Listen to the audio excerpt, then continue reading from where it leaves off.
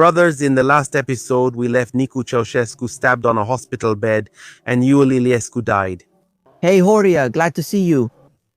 Hello, hello. An old friend, you launched me on YouTube. You always say that. Hopefully it's a good sign. Has having a YouTube channel been enjoyable for you so far? Yes, I can say that it has added something to my life. For sure, I wouldn't have reached so many people without the YouTube channel. There's television and books, but as you know, Nicu isn't into books. For television, if it's about politics, you generally don't get invited anymore. Yeah, and on television, it's an older age group. I want to tell you exactly. So all in all, I think it was really nice and I'm glad to have you here in front of me. You are, how should I put it, a representative person for Romanian YouTube, and I would like to talk to you. Let's talk a bit about the video with Nicu Ceaușescu, and then after that, other things in general about YouTube. Yeah. Sure. What stood out most to you from the Nicu Ceaușescu video? First, tell us how you made it. Each video has 3 parts. The text is written, in the case of Nicu Ceaușescu, by Vasilescu, who is a historian employed at Consiliul Național pentru Studierea Arhivelor Securității, and who, in his free time, goes to the Biblioteca Centrală Universitară. That's the Central University Library. He collects files, press, and anything else from the 90s to write the series. The video is about the communist period, life during communism, of Nicu Ceaușescu. Because this is the first part, the second part is much more interesting in my opinion. It's coming up now on the channel and it's about life. The last part of Nicu Ceaușescu's life from 1990 until 1996 when he died. I'm satisfied and will read to you for the first time. Vasilescu is a very talented historian. He writes the story very well. If you've followed, it's written almost like a series. And the second part goes like this, brothers. In the previous episode, we left Nicu Ceaușescu stabbed on a hospital bed after the unfortunate adventure of returning to Bucharest. After him, a deluge struck Sibiu, while the great trials of life were knocking at the door. With one question, was there or wasn't there a trial for Nicu Ceaușescu? And an hour and a half of material follows. For me, the greatest pleasure is when I receive a text from Vasilescu, although I don't want the other members of the Zaiafet team to feel offended if they're watching. Lucian Vasile works impeccably for the history of communism. Mihai Gheaman anyway doesn't feel offended, but he also knows that the geopolitics texts are written by Mihai Gheaman and the psychology texts are written by me. Although not as well as Vasilescu's stories, a very talented man, and I'm proud to have him on the team. So after getting the text, you move on to recording and editing, right? The recording. Today we're going to film the second part of his life. It will come out sometime in about 10 days, and then the editing goes to Dorian Istratescu, who spends time searching through archives and a few websites, where he also has a paid subscription. Historical photos and even those from the 90s are now historical photos. At this point, 30 years have passed.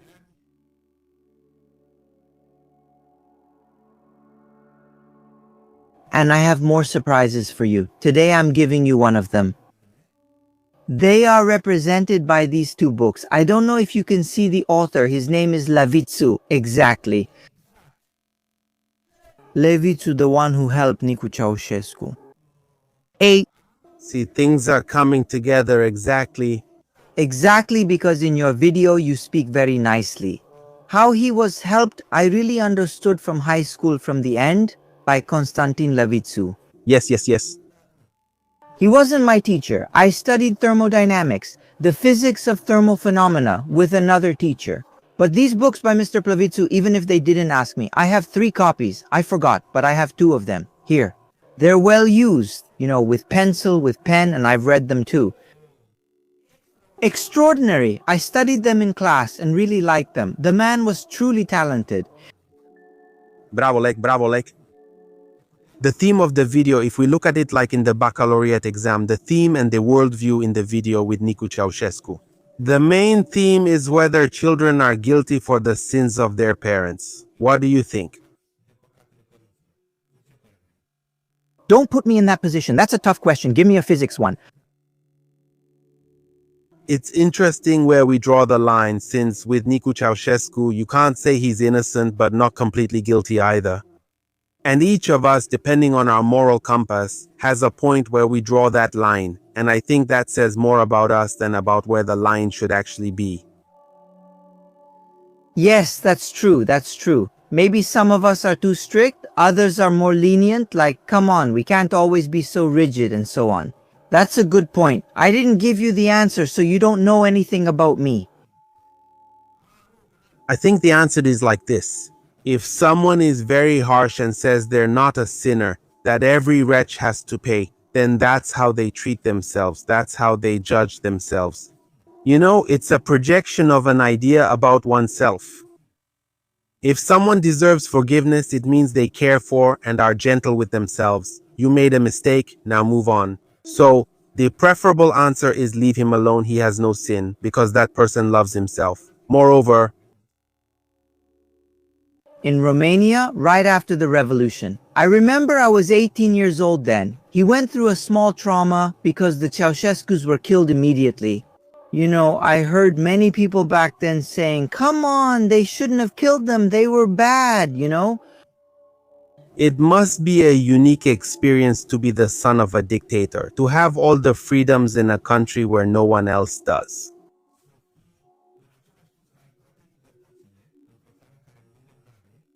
But all these freedoms don't lead to any place of self-confidence. Because Nicu Ceaușescu, no matter what he did in this world, would always have been Ceaușescu's son. So whether you're good or bad, and in this context, it seems normal to me that he became an alcoholic and then you're an alcoholic and you're depressed because you have all the freedom. It's something that I don't know if anyone else has felt. And suddenly your father killed them and the whole country congratulates him. Trebuie să fie. Something heartbreaking inside that fascinating man, in my opinion. We can't know, we can't figure it out. And what's in his soul? No one has ever experienced anything like that, not even close, you know? I have a surprise for you. Contributions to physics and the applications of luminescent discharges. Nicu Ceaușescu, Briston Picard is a book, Horia, that I happened to see in the 90s at the library of the Faculty of Physics. Yes. You know, it could represent a... It's an exact doctorate. Exactly. The man presented using transparencies, and back then, was that allowed or not? In general, it wasn't customary to ask the candidate questions, fortunately, so he just read from the transparencies, all that material from his Doctor of Philosophy. He didn't read everything on the transparencies, he just repeated the main ideas and then restated them. This is another destructive thing. I mean, you want to build a feeling that you exist and have autonomy in this world. And your mom gets a great Romanian physicist or a very talented Romanian physicist to write your thesis for you, and then you get applause for them. That completely destroys your self-confidence. It's horrible, isn't it? You haven't achieved anything, only your mother achieved things for you. You haven't managed to prove anything in this world. Yes, although in practice maybe it's not as black and white as you said. In the first video, namely, Constantin Plăvițiu tutored Nicu Ceaușescu. And there's that moment which I think you showed in the video when Nicu Ceaușescu could get into college simply because the others could have cheated. And Constantin Plăvițiu said, well, I trust that he'll do well on the entrance exam. Personally, I think it was the same with the articles. I don't think there was an order from above for his articles to be written. But I think his collaborators said, well, we know who he is. Let's do most of the article ourselves. And when he comes around, we'll add a few things here and there about the article. I also found the article that was published in the Journal of Physics about halfway through. We don't want to thank you for watching. Discharge means discharge, electric discharge. High glow discharge is usually an electric discharge in gases that produces a lot of luminescence. It gives you high glow light. Yes. And at that time, studies in gases had appeared, which tried to measure the structure of the gas through these discharges, meaning you would produce discharges in gases. You would get a light spectrum, analyze the light spectrum, and from there you would find out not only what molecules are in the gases, but also which ones are excited, whether the atoms or molecules in those gases are excited. So you would make a characteristic of that particular gas. Okay, so it seems like a pretty interesting job. Nicu Ceaușescu might not have been such a boring person. Come on, take me. Still, I would like to meet him more as an experiment. I wouldn't want to be friends with him. I have the feeling that I can't imagine what a person like that is like. There can't be so many unique contrasts, you know. Hey, Horia, there are unique contrasts even for us, ordinary people. You realize when you take people and put them in some extreme situations, what contrasts you find there. Ceaușescu's son. I thought about him for a long time. How it felt to be. He was with Nadia Comaneci.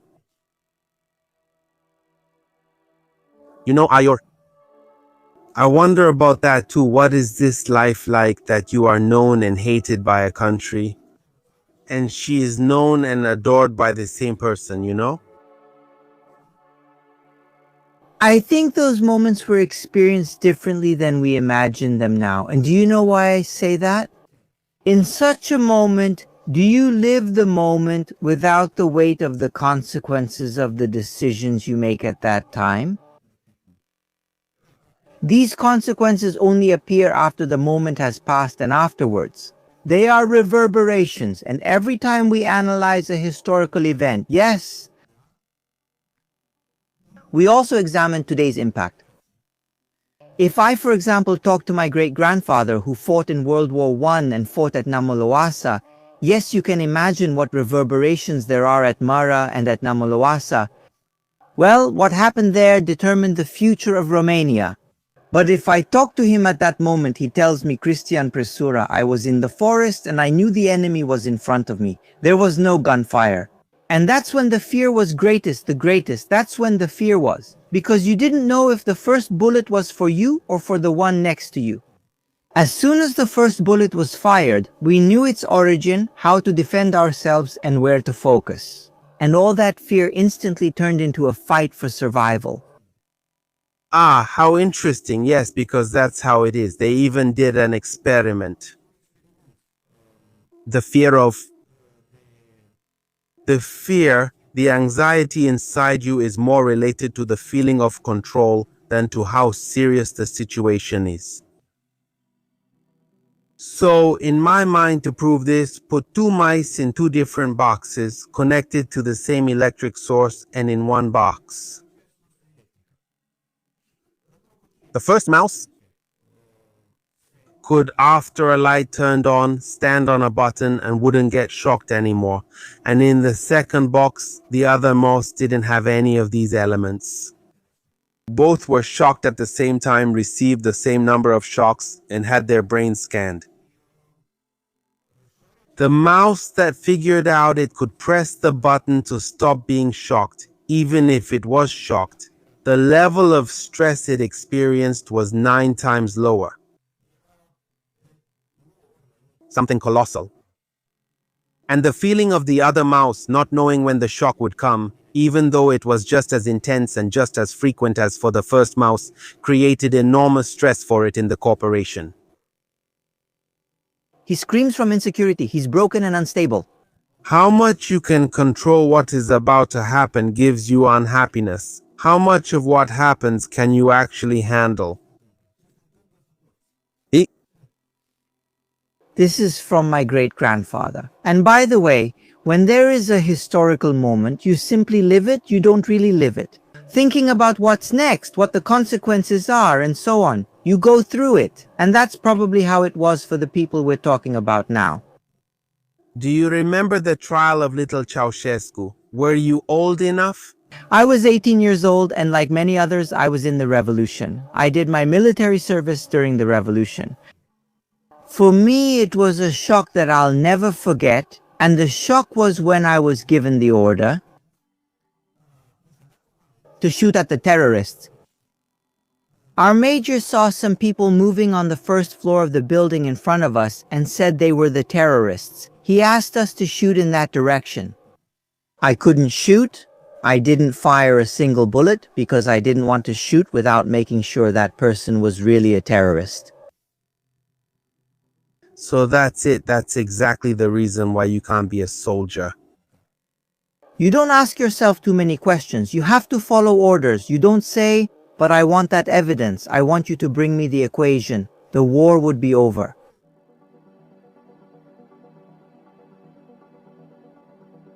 You also watched the trial live on television after that? I watched Ceaușescu's trial and I was very interested in what was happening because the story about the terrorists at that time seemed very real. But you? I mean the trial of Nicu Ceaușescu, his son. Not the trial of Nicu Ceaușescu. I didn't watch it anymore. I didn't follow it, not even the trial of those close to Nicolae Ceaușescu. I didn't follow it anymore. I started from the premise that he was influenced by her. That's the premise I started from back then. And so I wasn't interested anymore. It seemed to me that the world was opening up to something else. It must have been interesting to be 18 in 1990. Horia, I have another curiosity because you have a lot of videos about the history of communism. Iliescu, and I say, why, man? I have a lot of stories I've heard about the fact that actually it was known that Iliescu was going to come to power, even before the revolution. I have stories from inside the Institute of Atomic Physics, which even reached my mother, even my mother. She heard of Ion Iliescu before the revolution, not during it. Hey, isn't he supposed to replace Ceaușescu? What do you think? That he's a plant? But when it comes to Ion Iliescu, I can tell you that Lucian Vasile, our guy on the history of communism, worked for 3 months. 3 years ago, for a very long article about Ion Iliescu's life, which we prepared, we put it together. It's uploaded privately on YouTube, and the moment he dies, we'll publish it. But I can show you for the first time, brothers, how it looks. How our channel will look when Ion Iliescu dies from the phone. That's it. We'll manage. Isn't it? But it's the end of a joke that seemed like it would never end. And also the final point of the political leader who influenced each of our lives. More than you would think. Because the Romania we live in today is still, to a large extent, the Romania that Ion Iliescu and his regime created. On the remnants of Nicolae Ceaușescu's communist state, Ion Iliescu had a truly fascinating life story. The son of an underground communist, he joined the party at a young age, studied in Moscow, and returned to lead in Bucharest. He was always close to power, knew the inner workings of the Central Committee of the party, and dictated the policies for the youth in socialist Romania. A trusted collaborator, potential successor, and dangerous dissident, Ion Iliescu was always in the shadow of Nicolae Ceaușescu, whose corpse he climbed over to reach the highest level of power in Romania once he got there. He criticized those who, to quote him, tarnished the noble ideals of socialism. And as president, with 2.5 terms, he set out to build the original democracy we live in. Here we are, more than 3 decades later. Ion Iliescu was, without a doubt, the last old-fashioned communist, faithful to the teachings of Marx and Engels, for whom the world was dogmatically divided into oppressors and the oppressed, and in which, yes, there is the same thing. I already have 2 hours of edited and illustrated material. I can send it to you after the recording is finished. If you want to have some fun. Yes, I think it's amazing how well you prepare, and in advance, you see, that's what I was telling you about being professional. So, thank you very much. Horia, I'll try to do this exercise with the other YouTubers as well. And I thank you too, and good luck with the show. Thank you, goodbye, bye.